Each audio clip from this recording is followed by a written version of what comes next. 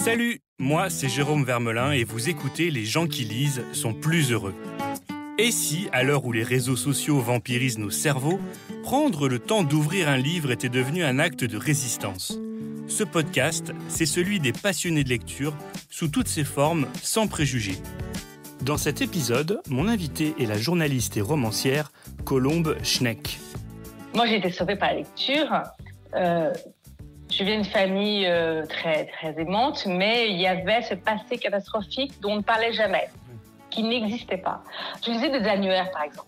Je lisais l'annuaire. Il y a cette époque où il y avait encore les gros bottins, et je lisais les bottins avec les noms et les adresses. Je cherchais des absents. Comme moi, vous avez peut-être découvert Colombe Schneck à la fin des années 90 dans l'émission Arrêt sur image, où elle décryptait chaque semaine l'actualité des médias. Ce que vous ne saviez peut-être pas, c'est qu'elle avait été stagiaire quelques années plus tôt au bureau du journal Le Monde à New York, la ville qui inspire aujourd'hui son nouveau roman « Nuit d'été à Brooklyn », publié chez Stock. Nous sommes en août 1991 et Esther, son héroïne, tombe sous le charme de Frédéric, un professeur de littérature spécialiste de Flaubert. Il est noir, marié et père d'une adolescente. Leur histoire, impossible, se déroule au moment où, dans le quartier de Crown Heights, où cohabitent juifs orthodoxes et afro-américains, la mort accidentelle d'un petit garçon va entraîner des violences qui font écho aux tensions qui parcourent aujourd'hui l'Amérique. Et donc Colombe a bien voulu parler avec moi, alors qu'elle s'apprête à retrouver ses lecteurs pour ses premières dédicaces post-confinement. Bonjour Colombe Schneck. Bonjour à tous. Ça va bien ? Comment ça se passe ce monde post-confinement ? Il est en pleine révolution, ce mode post-confinement, et c'est ce que j'espérais. Et je vois ce qui se passe, les manifestations qui en ce moment, tous réunis.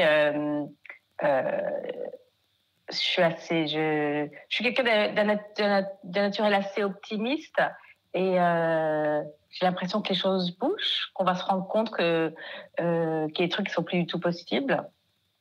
Le racisme, les insultes, la violence, et bon, j'espère en tout cas.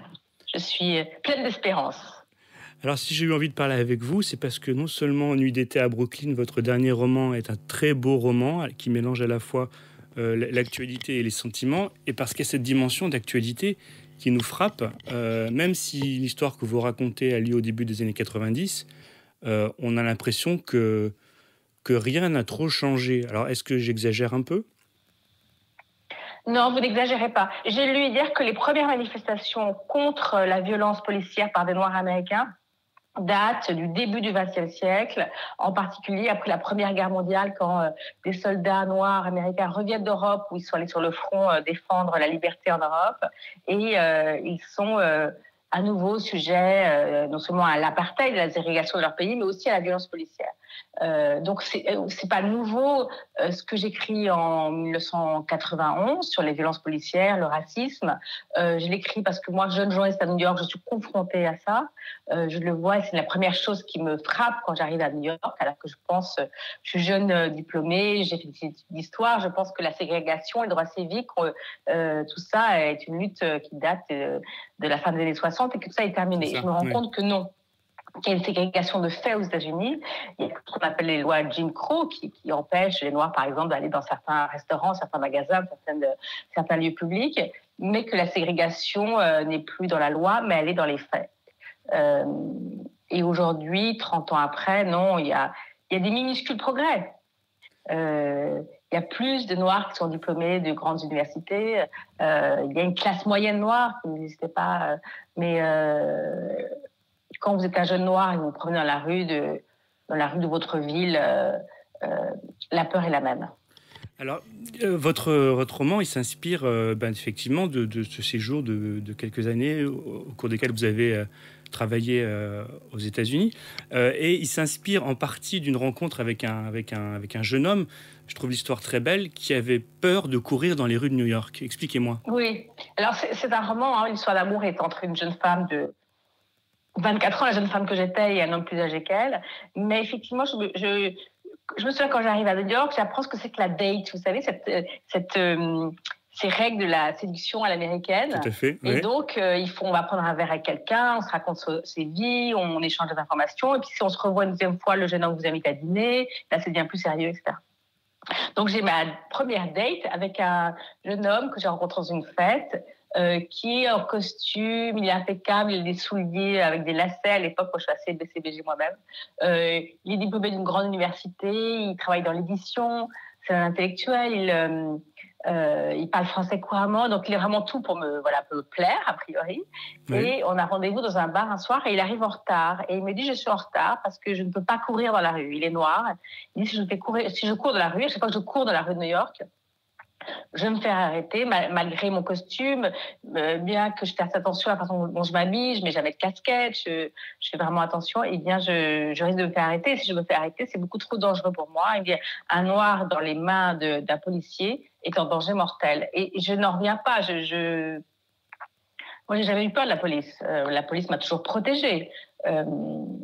Et lui me dit le contraire. Et l'autre chose qu'il me dit, qui me bouleverse, c'est qu'il me dit quand les rues de New York à l'époque sont assez dangereuses, même très dangereuses. On fait attention. On m'a bien prévenu de faire attention quand je marche dans la rue le soir ou même la journée, de jamais être seule dans une rue.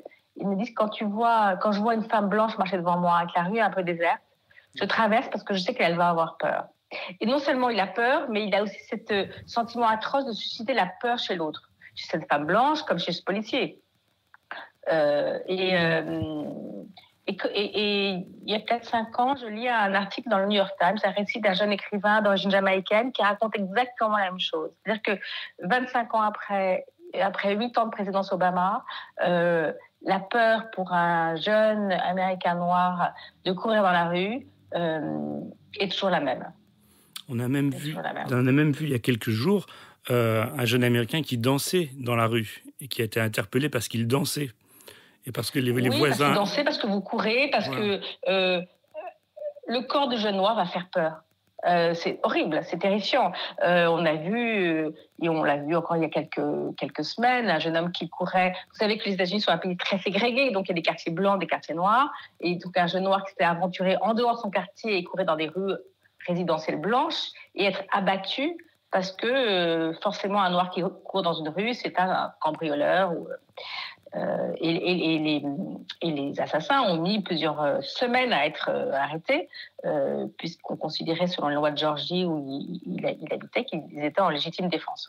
Oui, c'est bien intéressant. Et j'ai le sentiment que dans ce moment où enfin on se rend compte qu'il y a quelque chose qui ne va pas. Parce que les Noirs et les Blancs manifestent ensemble, enfin, à vrai dire, de toute origine confondue, dans toutes les villes d'Amérique et à travers le monde, on a des manifestations qui sont, mixtes. Et des manifestations communes, et c'est nouveau. Et pour revenir à mon roman, 91 New York, je découvre un quartier qui s'appelle Crown Heights, qui est un des très rares quartiers aux États-Unis, ça c'est à Brooklyn, où des Blancs et des Noirs vivent ensemble. Donc le voisinage ne se passe pas trop mal, même s'il y a des conflits de voisinage, de jalousie, des tensions. Les Blancs sont une communauté loubavitch des Juifs orthodoxes et les Noirs, en majorité, viennent de la Jamaïque, des Antilles et quelques Afro-Américains. Mais grosso modo, on peut dire que ces Blancs et ces Noirs sont de la même classe sociale, petite bourgeoisie, quoi. Ils sont employés, chauffeurs de taxi, ils ont des commerces, il y a des médecins aussi, ils vivent ensemble, et parce qu'il y a un accident de voiture, un petit garçon noir va être tué par la voiture conduite par un juif. Pendant 3 jours, il va y avoir des émeutes raciales, antisémites, où des jeunes noirs vont crier à mort les juifs. Ça, c'est le contexte, du roman. Alors, ces tensions raciales et ce fait divers, j'imagine que quand vous arrivez aux États-Unis au début des années 90, vous avez 24 ans, c'est ça? Oui. Je vous imagine, peut-être que je me trompe, mais pétri de culture américaine, de littérature, de films. Est-ce que l'expérience de la réalité est un choc par rapport à l'image que vous avez de l'Amérique à l'époque? Oui, je vais aller aux États-Unis parce que j'adore les films de Woody Allen et que j'ai vu Manhattan et Annie Hall, mais dans Manhattan et Annie Hall, on ne voit pas de noir. Ben oui. Woody Allen filme ses égaux, il filme ceux qu'il connaît. Et je comprends qu'un artiste filme d'abord ce qu'on connaît, c'est-à-dire que ce qu'il connaît, c'est ces juifs new-yorkais tellement sympathiques, tellement névrosés, tellement drôles. Mais les Noirs américains, il ne les connaît pas. Je lis par exemple Philip Roth, mais oui. La Tâche qui viendra quelques années après, en 2000, pareil, les Noirs américains sont peu présents dans les livres de Philip Roth. Je regarde la série américaine Happy Days, par exemple, qui se passe dans un lycée. Oui. Bien sûr, il y a des Noirs qui sont lycéens. Mais en tout cas, ces questions raciales, elles ne sont pas du tout... je ne les connais pas. Je ne les connais pas du tout. Et vous pensez... Et donc, à l'époque, c'est un choc. C'est une forme la réalité vous bondit à la figure. Oui, elle me bondit dans cette conversation que j'ai avec ce jeune homme. Oui, en positif aussi, il faut le dire. Je vois bien que dans les quartiers où je vis, dans les rues, les seuls Noirs que je croise, ils sont portiers, ils sont à la caisse, ils sont dans des métiers, disons, ces métiers qu'on découvre aujourd'hui, d'ailleurs, on a découvert avec l'épidémie, qui sont essentiels dans le rouage d'une vie, mais qu'on ne voit pas. Et qui ne vivent pas dans le même quartier. Dans l'immeuble où j'habite, il n'y a pas de Noirs. Les Noirs vivent en haut de la ville, vers Harlem, mais il n'y a pratiquement aucun Noir qui habite dans le quartier où je suis. Ils sont dans la rue, mais ils ne sont pas dans les maisons. Ils viennent travailler, mais ils sont ailleurs. Et à ce moment-là, j'ai un petit boulot dans l'édition. Il n'y a pas de Noirs. Ouais. Il y en a très peu. Il y en a pratiquement pas. Et même dans des milieux intellectuels, disons de gauche ou verts, la ségrégation est la même. Est-ce que par la suite, vous êtes régulièrement retourné aux États-Unis ? Est-ce que vous avez senti les choses changer ? Alors, on a dit que les choses ne changeaient pas tant que ça au regard de l'actualité, mais est-ce que vous y êtes retourné souvent ? Est-ce que New York... Parce que dans ce qui est amusant, ce qui est intéressant dans le roman, c'est que vous avez une forme d'attraction-répulsion pour cette ville. Il y a des moments où vous adorez, des moments, les mêmes choses que vous adorez, vous les détestez. Je parle même de certaines odeurs, de certaines nourritures.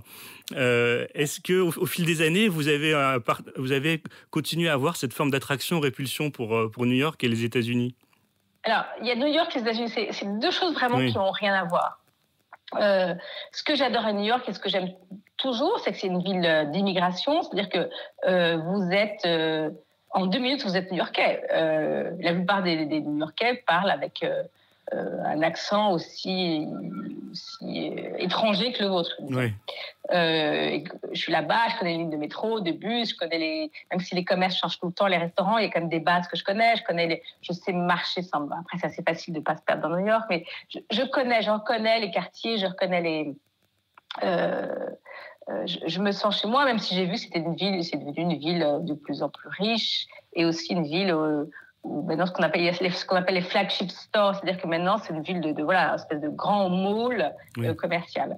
Mais n'empêche que j'adore cette ville avec toute la répulsion que je peux avoir aussi, parce qu'il fait très chaud, parce que c'est sale, parce que c'est bruyant, mais c'est une ville que qui continue à me faire rêver. Et quand je lis beaucoup de littérature américaine, et j'aime encore cette littérature qui se passe dans New York, même si ça s'est beaucoup déplacé vers Brooklyn.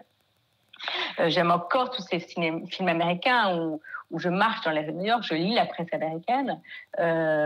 Mais pendant longtemps, je ne suis pas retournée à New York, effectivement. Je ne voulais pas retourner comme touriste. Oui. J'ai vécu là-bas plus de 2 ans. Et l'idée de retourner pour aller au musée, ça m'énervait. Donc, j'ai mis très longtemps à retourner à New York et je retournais régulièrement quand j'écrivais, effectivement, une unité à Brooklyn. Alors, ce podcast s'intitule « Les gens qui lisent sont plus heureux » et le but, c'est d'inviter les gens à faire l'expérience de la lecture pour ceux qui ne liraient jamais ou qui auraient un peu arrêté de lire à cause de la rapidité du monde actuel. Colombe, il y a des romans qu'on peut conseiller, hormis le vôtre, pour comprendre cette Amérique du racisme, cette Amérique noire. Je pense à James Baldwin que vous citez. Est-ce qu'on pourrait en parler un peu de James Baldwin ? Oui, c'est d'ailleurs le personnage du livre, Frédéric, cite James Baldwin. Oui, tout à fait. C'est un grand lecteur, Frédéric, l'amour d'Esther, et il dit voilà, j'ai lu Flaubert, j'ai lu Dickens, j'ai lu tous ces grands auteurs. Mais c'est Baldwin qui m'a construit comme noir, qui m'a compris, qui qui m'a permis de définir ma colère. La colère du jeune noir américain, c'est cette idée que pour se faire accepter, il faut baisser la tête, il faut avoir ce sourire gentil, il faut se maquiller pour être accepté par le monde blanc. Et ça, c'est Baldwin qui le définit et qui l'explique de façon magistrale. Il y a La prochaine fois le feu, ce court texte de Baldwin, où il raconte bien son itinéraire et ça, oui, encore une fois, sa colère. Baldwin est quelqu'un de très souriant. Et on voit sur les photos, derrière, il a toujours ce grand sourire. Mais c'est un sourire dont il faut se méfier, qui masque une grande colère. Ceux qui nous écoutent peuvent aller sur Twitter et sur le compte de l'INA, puisque en ce moment, depuis 2-3 jours, il y a une très belle interview de James Baldwin en noir et blanc, où il parle couramment français, il parle bien français. Oui, il est parti se réfugier en France dans les années 50. Voilà. C'était dans l'émission de Pierre Dumayet, Lecture pour tous, vous pouvez l'écouter. Je l'ai revu moi aussi il y a quelques jours, c'est une magnifique interview, oui. Et c'est quelqu'un qui explique parfaitement des choses qui effectivement ont lieu encore aujourd'hui. Il y a d'autres romanciers noirs américains aujourd'hui qui racontent ça. Moi, je conseillerais Ta-Nehisi Coates. Alors, j'ai pas le titre en français, mais The Case for Reparation, la cause pour la réparation. Le livre a été traduit en français. Tout à fait. Ouais. Il raconte bien.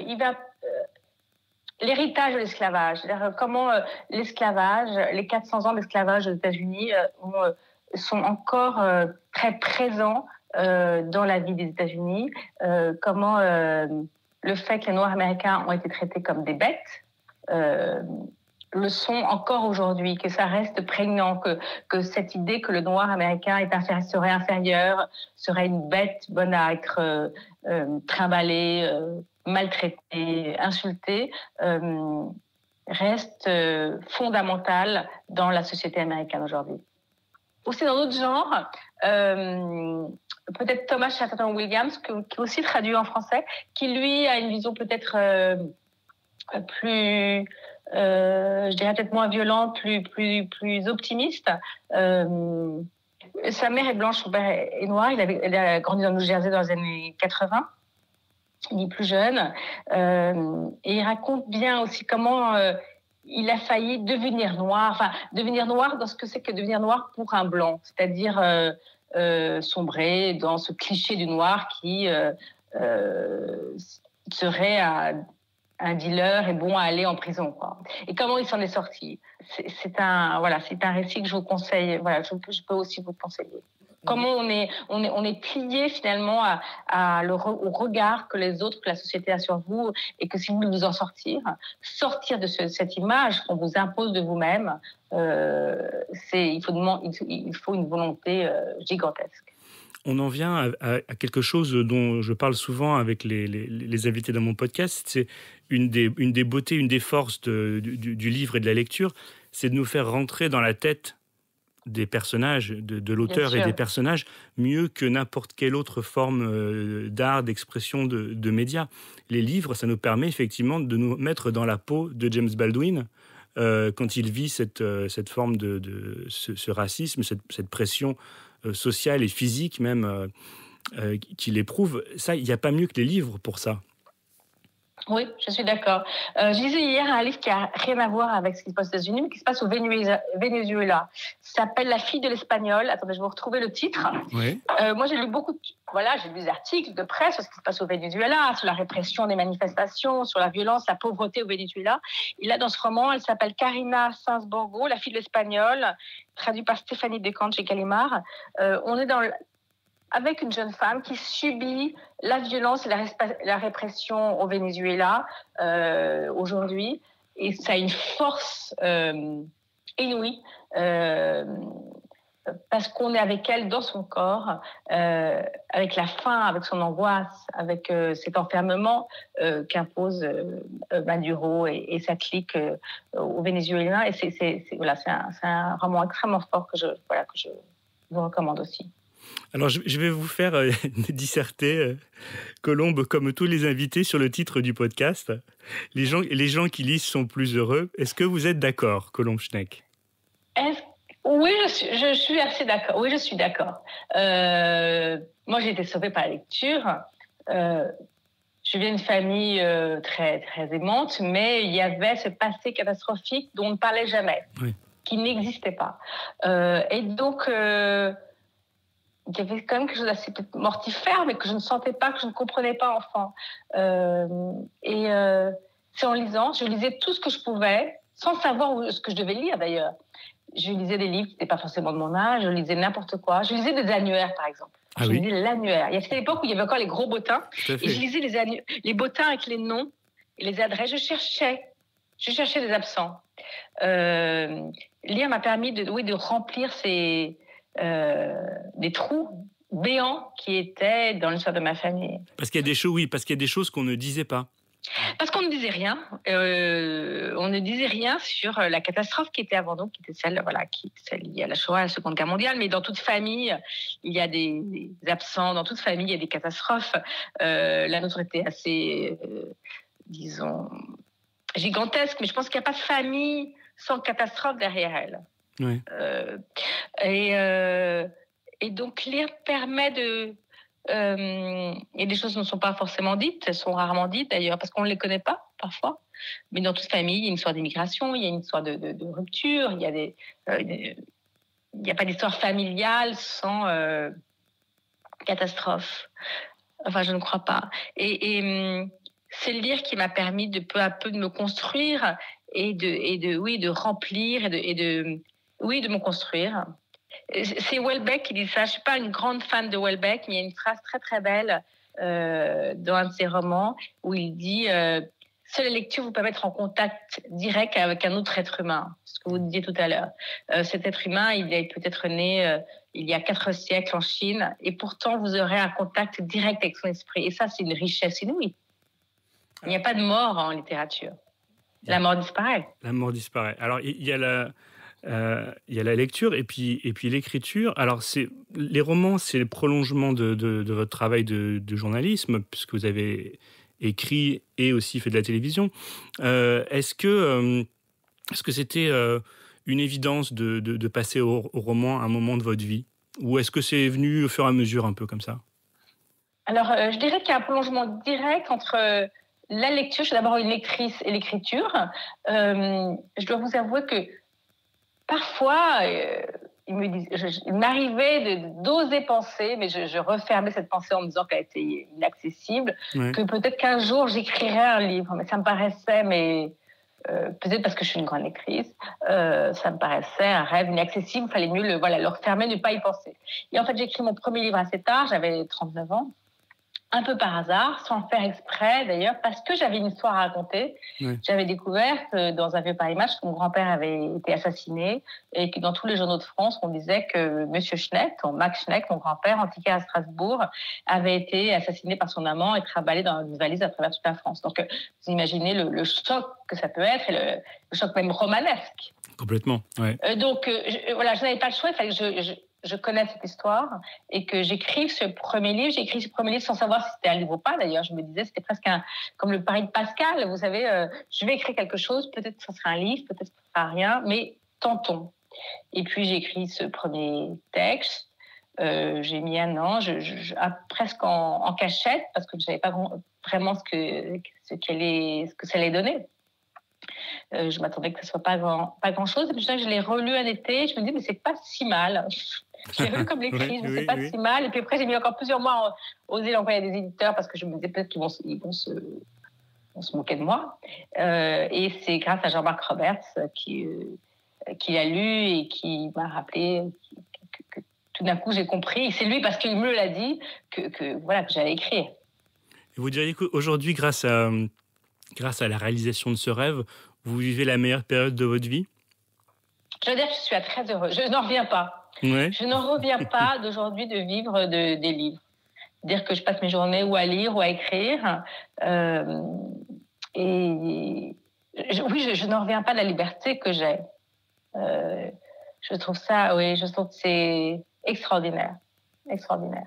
Je demande parfois à des romanciers, mais sur le mode un peu pour les taquiner un peu, est-ce que vous pensez que dans 5 ou dans 10 ans, on vendra encore des livres? Quand on voit le succès des plateformes de streaming, des séries, quand on voit le temps qu'on passe sur les réseaux sociaux, est-ce qu'il y aura encore de la place pour les livres dans nos vies?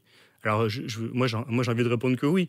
Mais qu'est-ce que vous en pensez? Est-ce que vous êtes un peu inquiète quand même, Colombe? Moi, je suis d'un naturel, espèce de mélange d'inquiétude et d'optimisme. Et je ne sais jamais laquelle partie va battre l'autre. On aura toujours besoin d'histoire. C'est pas moi qui le dis, mais on a besoin d'histoire. Ces histoires nous sauvent. On le sait depuis la préhistoire. On racontait des histoires. Moi, on dit consommer, c'est terrible. Je regarde des séries, mais très vite, je suis fan de certaines séries, puis très vite, je suis lassée. Oui. Puisque dans les séries, il y a comme une forme qui revient, qui est toujours la même. Chaque livre doit inventer une forme. Quand vous commencez un livre, vous devez à chaque fois réinventer. Il n'y a pas d'expérience en littérature. Il n'y a pas de je sais faire parce que j'en ai fait un avant. Ce qui est le cas pour une série. Il y a comme des règles assez techniques, il y a une forme qui s'impose, 3 histoires qui se mêlent, il y a quelque chose comme une arène. En littérature, il n'y a pas de forme, il n'y a pas d'expérience. Chaque livre doit réinventer. Donc, à chaque livre, en tout cas, quand vous lisez un bon livre, vous êtes surpris. Vous ne pouvez pas deviner ce qui va se passer dans un bon livre. Tout va vous surprendre. L'écriture, la forme. C'est pour ça qu'on ne peut jamais se lasser de l'écriture. On ne peut jamais se lasser de la lecture. Alors que je crois que dans la forme de la série, et encore une fois, j'aime beaucoup, on se lasse, mais au bout d'un moment, je passe à autre chose parce que j'ai l'impression que voilà, il faut que ce soit vraiment très très fort. Mais j'ai l'impression que je suis dans une arène, parce que c'est une arène, une série, et que finalement, oui, on se lasse. Alors qu'on ne se lasse pas la littérature qui doit se réinventer en permanence. Alors parlons un petit peu des réseaux sociaux. Colombe, les réseaux sociaux, vous, ça vous plaît? Vous avez un compte Instagram très très chouette qui en ce moment est complètement le prolongement du livre. Est-ce que vous pouvez m'en parler un petit peu?